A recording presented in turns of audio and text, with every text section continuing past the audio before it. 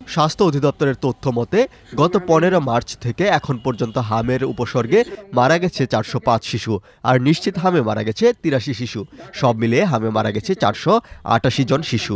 এই অবস্থায় চলমান হামের পরিস্থিতিকে মহামারী হিসেবে ঘোষণা করে জরুরি পদক্ষেপ নেওয়ার দাবি জানিয়েছে চিকিৎসকদের সংগঠন doctors platform for people's health DPPH। ২১শে মে রাজধানীর শাহবাগে জাতীয় জাদুঘরের সামনে শিশু প্রাণঘাতী হাম মহামারী মোকাবেলায় জনস্বাস্থ্য জরুরি অবস্থা ঘোষণা করো, জাতীয় বাজেটে স্বাস্থ্য খাতে ১৫% বরাদ্দ করো শীর্ষক এক সমাবেশে বিভিন্ন দাবি তুলে ধরেন ডক্টরস প্ল্যাটফর্ম ফর পিপলস হেলথের জনস্বাস্থ্য বিশেষজ্ঞ ও চিকিৎসকেরা।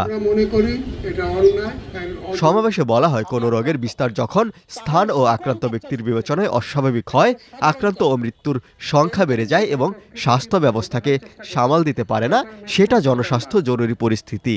বর্তমানে হামের বিস্তার এ পর্যায়ে পৌঁছেছে বলে দাবি করেন চিকিৎসকরা। তাই সরকারের কাছে জরুরি পরিস্থিতি ঘোষণার আহ্বান জানান তারা। সমাবেশে জনস্বাস্থ্য বিশেষজ্ঞ ডাক্তার মুস্তাক হোসেন বলেন, দেশের জনস্বাস্থ্য অনুপাতে আরও বেশি প্রাথমিক স্বাস্থ্যসেবা কেন্দ্র তৈরি করতে সরকারের প্রতি আহ্বান জানান তিনি। এভাবে জরুরি চিকিৎসা হয় না। এইটা যেই টাকা বরাদ্দ করবেন, জিডিপির 1 ভাগ মাত্র করা হয়, আপনারা 2 ভাগ করেন, 2.5 ভাগ করেন। মর্নিং সংসদে আপনাদের প্রথম মেয়াদের এই বাজেট জিডিপি 5% পর্যন্ত আপনারা বলেছেন করবেন। এই বছর অন্তত 2.5% করেন, তারপরের বছর 3.5%, তারপরের বছরে 5% করেন। এবার যদি জিডিপি ভিত্তিতে কোনো বরাদ্দ বৃদ্ধি না হয়, আমরা বুঝবো আপনারা গতানুগতিক পন্থায় হাঁটছেন। ডক্টর ইউনূস যেই পথে হেঁটেছে, এর আগের সরকার যেই পথে হেঁটেছে, আপনারা সেই পথে হাঁটছেন। এবং এই বর্ধিত টাকাটা দিতে হবে প্রাথমিক স্বাস্থ্যসেবা এবং জরুরি স্বাস্থ্যসেবার উন্নয়নের জন্য।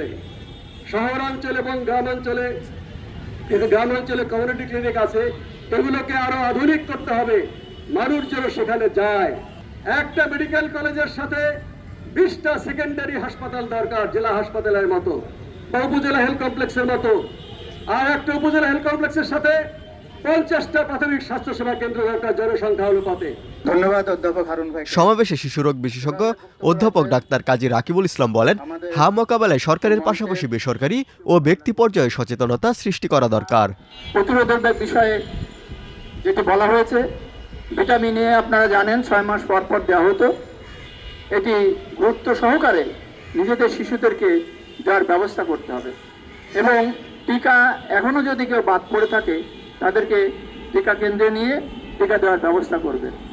সরকার ড্রপ আউট এবং লেফট আউট কেস, মানে যারা একেবারেই টিকা নেয়নি বা অসম্পূর্ণ ডোজ নিয়েছে, তাদের সরকার খুঁজে বের করবে ঠিকই, কিন্তু নিজেরাও দায়িত্ব নিয়ে সমাজের যারা দূরবর্তী অবস্থায় আছেন, প্রান্তিক অবস্থায় আছেন, তারা হয়তো অনেকে এটা জানে না বা বোঝে না, তাদেরকেও আহ্বান জানাই আপনাদের মাধ্যমে সমাজে যারা কাজ করে নেতৃস্থানীয় ব্যক্তি আছেন, তারা তাদেরকে উদ্বুদ্ধ করবেন যেন তারা তাদের শিশুদেরকে প্রতিরোধ তৈরির জন্য সময় মতো টিকা দেওয়ার ব্যবস্থা করে।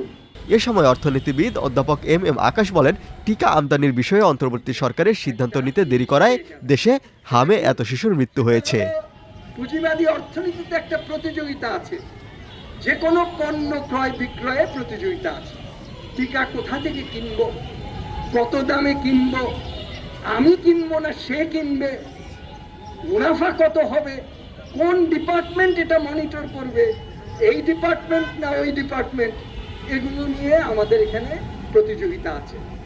এইবার যেটা হয়েছে, ইউনূস সাহেবের ভারত ফোবিয়া, ইন্ডিয়া ফোবিয়ার কারণে তিনি হঠাৎ বলেছেন যে সবসময় ভারত থেকে কিনি, এবার একটু খুঁজে দেখি টেন্ডার করে হবে কিনা। কিন্তু প্রশ্ন হলো যে টেন্ডার কখন তিনি করতে চেন। হ্যাঁ, সেটা ভালো, একটা সুশাসনের জন্য উনি টেন্ডার করে কিনবেন, কিন্তু যেই টাইমে উনি এটা করেছেন তখন তাকে সবাই ওয়ার্নিং দিয়েছে, তারপরেও তিনি নিবৃত্ত হলেন না, দেরি করে ওগুলো কিনলেন, যথাসময়ে পৌঁছালো না, হাম চালু হয়ে গেল।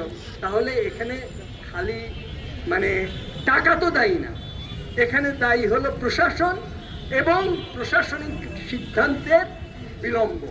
পরিস্থিতি মোকাবেলায় doctor platform for people's health কয়েকটি জরুরি ব্যবস্থা নেওয়ার দাবি জানিয়েছে। দাবিগুলোর মধ্যে হাম মহামারী মোকাবেলায় জরুরি অবস্থা ঘোষণা, গাফিলতির জন্য দায়ীদের চিহ্নিত করে জবাবদিহিতা নিশ্চিত করা, 6টি বিভাগে শিশু হাসপাতাল পূর্ণাঙ্গভাবে চালু, সব হাসপাতালে পর্যাপ্ত ঔষধ ও চিকিৎসা সামগ্রীর ব্যবস্থা এবং স্বাস্থ্য খাতে নৈরাজ্য, দুর্নীতি ও অনিয়ম বন্ধ করা। টেস্ট করে সাধারণত এটা আক্রান্ত নির্ণয় করা হয় না, সেই হিসাবে আক্রান্তর সংখ্যা ধরলে দেখা যাবে যে প্রায় 9,000।